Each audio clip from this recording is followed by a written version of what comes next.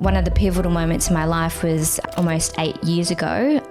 While climbing the corporate ladder, I lost my husband to heart disease. As a single parent for a number of years, it was a bit of a juggle to do the full-time job and also look after a 1-year-old. On this episode of the All Business Baby podcast, I am speaking to Lan Ta of Chic Buyers Agent. Running your own business is like a fast-track personal development journey. You just need to deal with your issues that you have, your blocks, your limiting beliefs. If you ever lack confidence or if you're trying to find confidence, link it to the intention of what you're trying to do. We don't have time to plan for our future. And so sometimes we kind of feel a bit stuck when we're in a position where, everybody has a day where they rock up to work and they don't want to be there. A lot of days, not just one day. Exactly.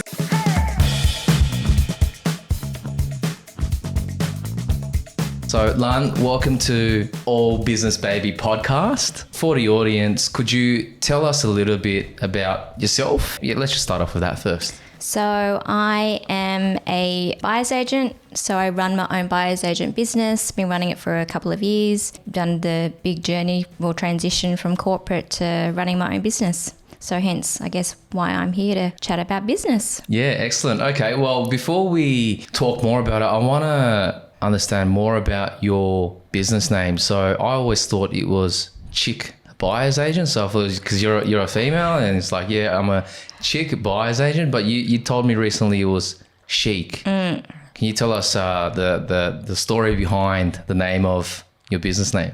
Well, chic being sleek, nice kind of vibes, glam, a bit of, luxury. So that's why Chic I thought was a good fitting name for my business. And not to say that I only, deal with, that kind of property, but definitely not chic. And because I do get a lot of people going, do you just deal with females? No, with that's chicks, not the case. Yeah. Yes, that's not, and not because I'm a chick it's chic. All right. No, good to know. All right. So now that we got that out of the way, yes.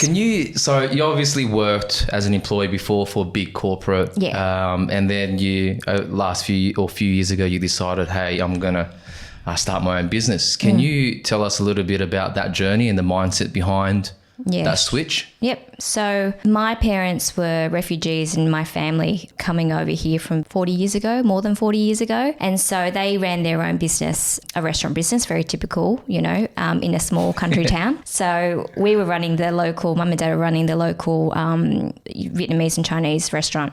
And so I guess it was in the family and in my mindset that running a business, watching my family, although it was challenging and we didn't see a lot of my parents because they were, running the business to support 6 kids. I think it was just in the back of my mind that, hey, I think, I would like to run my business. I run a business myself one day. So, that kind of has always been in the back of my mind, and more so probably 15 years ago after working some time in corporate and thinking I want to do something, but I just wasn't sure what I wanted to do. I have been in property for over 18 years, but I guess the main one of the pivotal moments in my life was almost 8 years ago. While climbing the corporate ladder, I lost my husband to heart disease and unexpectedly. So as a single parent for a number of years, and I went back to full-time work. It was a bit of a juggle to, do the full-time job and also look after a 1-year-old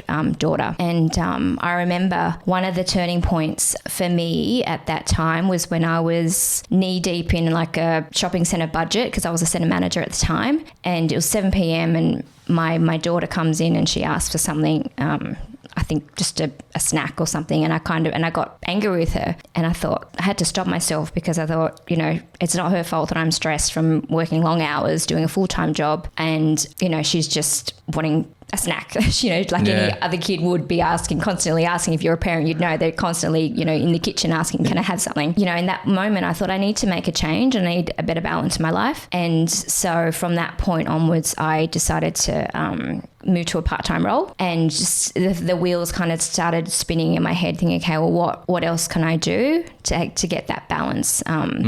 And obviously I wanted to have more time freedom to have with my daughter, Charlie, and, what that would look like. So again, And I was thinking at the time, I started like doing a lot of personal development work, and I read a book, Rich Dad, Poor Dad. And one of the things that came out of that for me was, we don't mind our own business enough. And that really hit home in terms of, I was busy working in the corporate job full time, but not really thinking about my financial future. And and often we don't have time. We're too busy in the job. Yeah, you're just in that rat race and just working, right? Yeah, exactly. And we don't have time to plan for our future. And so sometimes we kind of feel a bit stuck when we're in a position where, everybody has a day where they rock up to work and they don't want to be there. A lot of days, not just one day. Exactly. So, I knew that I wanted to, and I thought I've been in property for such a long time, and I wanted to build my wealth with property, and why not help others do the same? Because there would be so many people in the same position as me. And so that's, how my business came about, with just that thought in mind of me wanting my freedom, financial freedom and time freedom, and then, being able to help others achieve the same thing as well. Yeah, that's a very powerful story, Lan. Thank you for sharing. I guess I can somewhat relate. You were a single mum at the time. Obviously, I can't relate to a partner passing, but, obviously it shows the character that you have, how strong you are. But I was raised in a single mother household, so I know how or what it would be like in that type of situation. Obviously I wasn't the mum, but as a kid it can be a tough scenario to be in. But you were that kid going, Mum, can I have something? And then she was hitting me and yelling at me like, shut up. Back in the day when when you can actually hit, look behind closed doors, you can still but it's frowned upon, Phil. That's right, it is found. Don't hit your kids. There's other ways to discipline your kids, but look, that's obviously I can kind of relate to that story there. But I'd like you to share during that sort of transition phase of you getting over the loss and being that single mother and working through all that, what was the mindset? What were the avenues of help you had, during that time? What did you do? How did you overcome that? Well, time obviously is helps the matter, but just reaching out to support in my current network, or my network at the time. And thankfully then my manager at the time was really empathetic to my situation, because she had suffered loss herself of a partner when she was in her 30s. So she had a deep empathy level. So it was really helpful to have that, support structure around you, and it's really important. And then just looking at, other businesses and business owners and just thinking, okay, well, they're doing something for themselves. And like I mentioned before, I've always had it in my mind to work on my own business, and sometimes it just feels so far from where you are or where you want to get to. But I think podcasts was like really getting into it. There was one point where I thought learning and development, I want to really incorporate that into my everyday life, because again, when you're working, you're so busy, you kind of, learning is just something that you do on the job, or it's not something that you're being proactive about. It's more kind of reactive. And so I think that frame of mind that I had to just be more proactive in my learning, and that's when I, read more books and listened to podcasts. And I'm like, and you learn so much from the podcast, and obviously I hope that people will listen to this and learn some things from this, because sometimes it doesn't mean that you are taking everything from one book or one podcast, but if you can take one thing away and then you can apply it to your life and you resonate with that, one thing, and it could really make a huge difference. So I think just that education and that learning that I did was really helpful to my journey and making me take that leap. No, that's awesome. So great tip. I guess always learning is a good thing, but also asking for help and support from your closer support network. Yep. No, that's awesome. So can you tell me the difference between, now that you're a business owner, the difference between yourself working as an employee to now running your own business? What is the difference between the two, and what do you find is better? Well, definitely the flexibility and the time freedom that I have, because when I was working in corporate, like I knew that I've got a good work ethic. Like I'll work the number of hours that I needed to work to get the job done. So from that mindset, I thought, well, if I'm going to work for my own business, I'm going to obviously carry that through, but then I'll see the rewards and I'll reap the rewards from that. And so, and like just in a simple thing, like mornings, getting my daughter Charlie to school is like so much less stressful. Like that's just because before, it'd be like, okay, we need to be at the door by X time so that she gets dropped off, and then I need to be at work by X time. And so so it's quite stressful, and there's yelling involved in the mornings, and so there's definitely she's not eating, and she's not getting dressed, and she's not doing all these things. Kids like so slow, snail's pace in the morning, but that's so less stressful now because I don't need to get anywhere at a certain time because I can now work my business around my lifestyle. And for me, that lifestyle, the important thing is, being able to do school drop-offs like in a peaceful way, and then do pickups, and, just having that flexibility, that time flexibility. And like sometimes it means, doing some work after dinner or whatever the case may be. But again, I get to have that time and it's less stressful. It's a good trade-off, right? Yeah. So if you have to do an hour's work after dinner, that you'd much rather that so that you can, have that ability to drop off your kid, not stress about it, not look at, oh crap, I got to catch the train at X time. And if you've missed the train or the bus, you've got to wait half an hour because you know how City Rail is or Sydney Trains is, right? So no, it's a good trade-off. So is it safe to say you're loving the life of a business owner? I do. I think I definitely think that the ticking the box of the freedom, the time freedom, is what I really enjoy most. And I was working part-time, but basically doing towards the end of my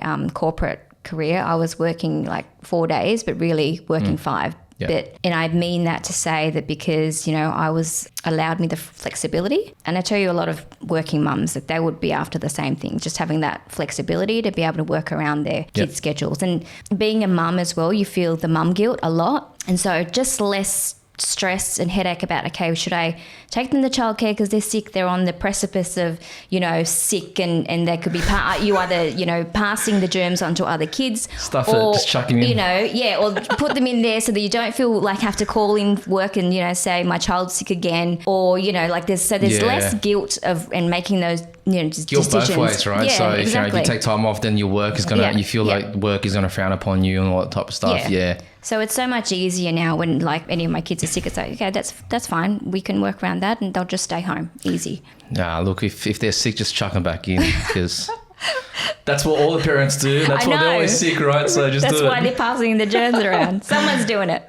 Now, that's good to know. So Lan, I guess share with the audience any tips that you may have for anyone thinking about getting out of the rat race or starting their own business. What's a tip or tips you would share when starting that process? I would say, as scary as it can be and daunting for the change and probably challenging, if you consider what you would like to achieve in your life, and it's worthwhile to give it a go if you've been thinking about it, because it's so easy to go back to your other job, to go back to where what you were doing. Like, you're not going to lose the skill sets of what you were currently doing. Yeah, so if you fail, you could always fall back and go and do that, right? So definitely. So, what's the harm in trying? And I think just coming from, I guess, my background and loss, and my perspective has definitely shifted in that don't regret. Like, don't do things that you're going to regret, or, don't take action and, regret it later, or not take action. So did you give yourself a certain time period or a period of time where you said, okay, if this doesn't work out, I'll go back to my job? Or, were you really determined to go, effort, this is going to work? Yeah. What was the mindset behind that? I don't think I gave myself a time frame, to be honest. I was going to start this business part-time and do a bit of a side hustle. But then I thought, I'm just going to go all in, because if I don't put 100% effort in, then it's going to be, may not work, or it'll be slower to progress. And so I kind of just thought with that mentality and just went all in, because, I just think you get out what you put in. And I'm happy with where I'm at the moment. So okay, excellent. Well, that's great. So let's talk about where you're at now, the business. You're in your 3rd year now. Tell us about the difference now between the first year in business versus to where you are now. Just share the story or your experience so far. Well, I think obviously the number of clients, and depending on your business, but in terms of my business, because it's quite a higher price service, it's a bit of a slow burn process. So you just need to be consistent and persistent. And with any new business, actually, you need to do that, because often you're not going to have business and clients walking through the door straight away. And so, from kind of crickets when I first started, you know, and it's a hard slog to just maintain that confidence and, you know, continue to persevere. But I gave myself, like, in terms of, okay, well, I can afford to take maybe 12 months financially, and I'm just going to, you know, fund it for 12 months, fund my life for 12 months, and then see how I go from there. Luckily, I got some clients before then that, and then now it's just a matter of maintaining that. And as you know, I recently had a baby as well. So, you know, and you're doing it all. Yeah. And so, and you know, when you're working for yourself, you don't have, like, you know, what's maternity leave? There's no maternity leave. Yeah, that's true. And so I continued to work literally like business as usual. But the thing is, you know, I've got, you know, had clients in the background, and I was able to structure my business around my leave as well. So, or, you know, so that I have time off. Yeah. You said something that resonated with me. The first year of business, you would kind of just sit there and wait for clients, or just hope that clients would come through the door. And obviously during that period of time, you know, in my first year, there were times where there were a lot of leads coming through, but then there were also times where I was kind of sitting there with, you know, twiddling my thumb and nothing was coming through the door. There was no activity. And I kind of felt down and should I be doing this? Like, nothing, what else can I do? I've gone out there, I've planted seeds, I've met a lot of people. I felt like I've done what I could, but nothing was coming through the door. But I think also there's a bit of a time lag when you do those things, right? What did you do to get through that tough period of, you know, the first year of business where you felt, shit, this may not work. I'm not getting leads. I'm not getting clients. Should I quit? You know, what was running through your head? What did you do to kind of overcome that? You mean apart from being in the fetal position in the corner, rocking back and forth? Apart and crying, from that, right? Yeah. There are times like that, yeah. I tell you, running your own business is like a fast-track personal development journey. You just need to deal with your issues that you have, your blocks, your limiting beliefs, because, like, one of the challenges for me is making those sales calls, you know, doing the networking. And that's kind of how those things have helped me get to my business today. And I'm far from where I want to be. Like, I still want to continue to grow my business over the next, 5-10 years. But it's gotten me to a point where it's, I'm stable in the business at the moment. And, but I think, making those decisions to just persevere, but actually continue, learning and connecting with, obviously connecting with other business owners and building my referral networks. For my business, it's all about mostly referral networks to speak to clients or get prospects to come and have a chat. And so just persevering through that and, just doing the challenge, doing the stuff that you don't really want to do, which is the sales calls, the networking, all of that kind of stuff. You got to do it. Yeah. And just going through and again, I mentioned the personal development stuff, like working out why you feel like you can't make those calls if you don't have the confidence and you don't want the rejection. Nobody wants to be rejected, right? So it's hard, just persevering through that. And actually this would have been helpful earlier, but I listened to a Jay Shetty podcast recently, and the guy was talking about, he had a guest on, and he was talking about if you ever lack confidence or if you're trying to find confidence, like link it to the intention of what you're trying to do, rather than don't place it on like how you look or how good a job you do or, your skills. It's the intention behind. If you can focus on that, because, hopefully we all have good intentions of wanting to service our client, wanting to provide a solution to their problems, because that's what we do in a service-based business. So yeah, I wish I had known that sooner, because that would have been much more helpful. But anyway, but I'll use that. It's learnings, right? For future people and, people coming through the ranks, you might hire someone that you can teach that lesson onwards. So I think it's continuous learning that you're doing, but also then being able to pass that on to someone else that might need help in the future. So now that let's go back to where you are now. So you're in your third year of business.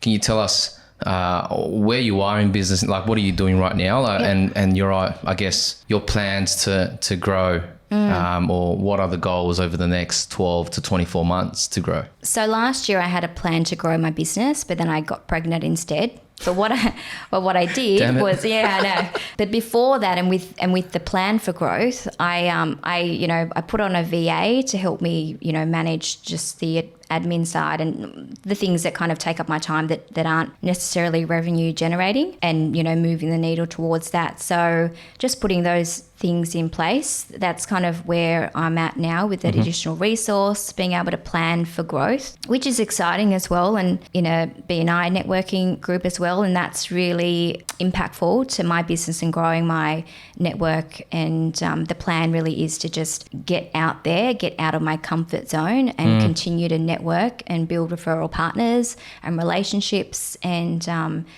to be able to get to my goal, which I'm not sure it's in the next 12 to 24 months, but I'd like to 5x my income, because I think that I haven't put a time on that, because I put time on my financial goals before, and when you don't hit it, it's like it can be quite, disheartening. Maybe just lower the goal a little bit, Lan. Yeah, I know, right? But the thing is, I think it'll come in time, and like on reflecting on, previous goals, yes, you may not have gotten to X amount, but then you're on the path there, like you've done certain things and you can kind of tick those goals. And so it'll land when it'll land. So I'm putting less pressure now on just the time frame of where things will land. Yeah. And so I'm just kind of being a bit more, relaxed about that. And I know you probably don't want to hear that being a CFO, hit that goal. You need a time limit on that. Yeah. No, but I think you make a good point. It can be disheartening, but I think if you have a positive outlook on it, it could be great. You know that quote, and excuse me if I get it wrong, but it's something like, aim for the moon and land on the stars, or something like that. So, if you have high targets and you set it for a 12-month period or whatever period you set it to, if you can actually progress through and review and go, you know what, I got 80% of it. Yeah. That's still a big win. Yeah. 80% of your main goal, that's huge, right? So I think, I don't like what you just said. I do think you should have a time limit on it. That way you can hold yourself accountable.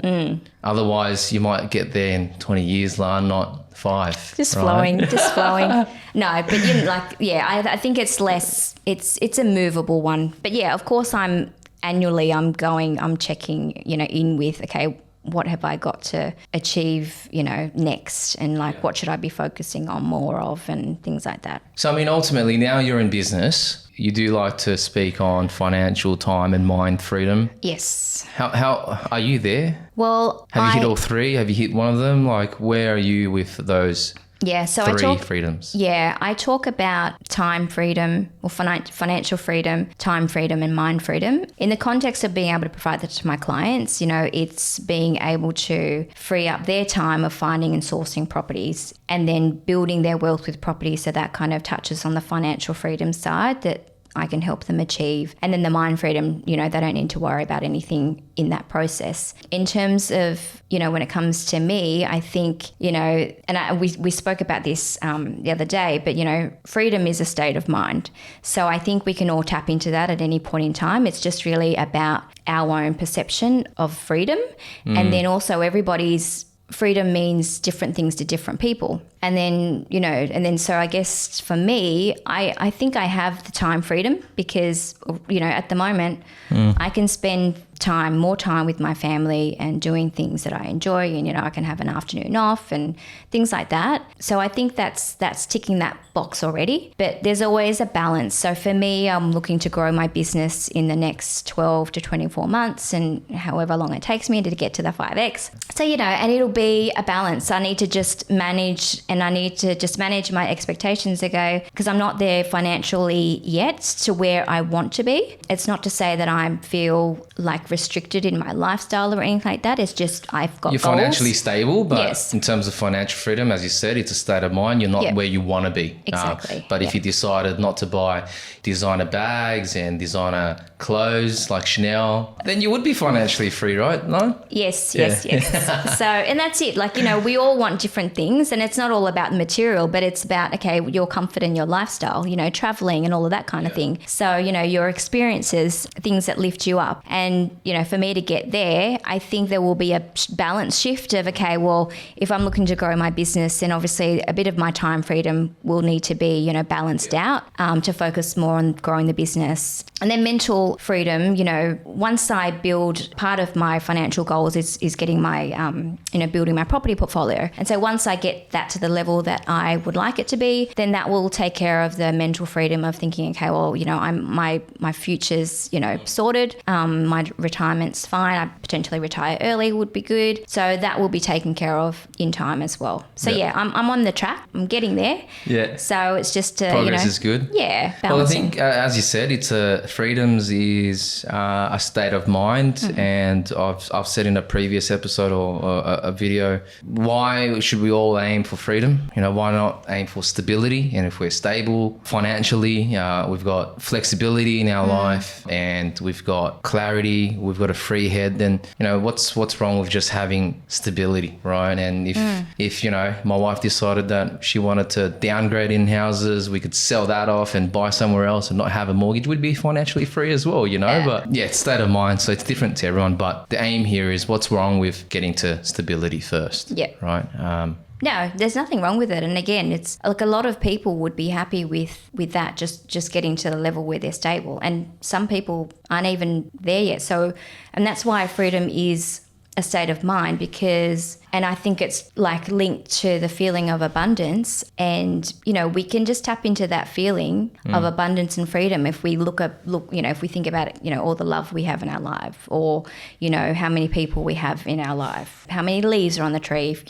there's things that we can kind of, I know a guy that lives day to day, paycheck to paycheck, and he's fulfilled. He loves life and he feels like he's got everything he needs. And I'm like, damn. Happy days. Yeah, it's like, it's crazy, right? And then you got someone that might seem to have it all, feel like they don't have everything, or they're still far away from freedom. So it is I think to that point, like you can have a scarcity mindset as well, which probably talks to the person who has everything and still thinks that they want more, or that they are scared of losing more. And that's, again, like I said, if you get on that business journey, you're learning about that as well, and improving your money mindset, and not having a scarcity mindset that will allow you to have that freedom mentality. Lan, look, thank you for sharing and coming on this episode today. I think your story has been amazing, and I'm hoping that someone out there can watch this and be very inspired to go out there and do something for themselves. Yes, I hope so. Thank you for having me. I appreciate your time, and happy to have a chat. So if you're about to begin your business journey, or you're currently going through your business journey, tune into future episodes so that you can learn more and find a supportive community. Otherwise, follow me on LinkedIn for more.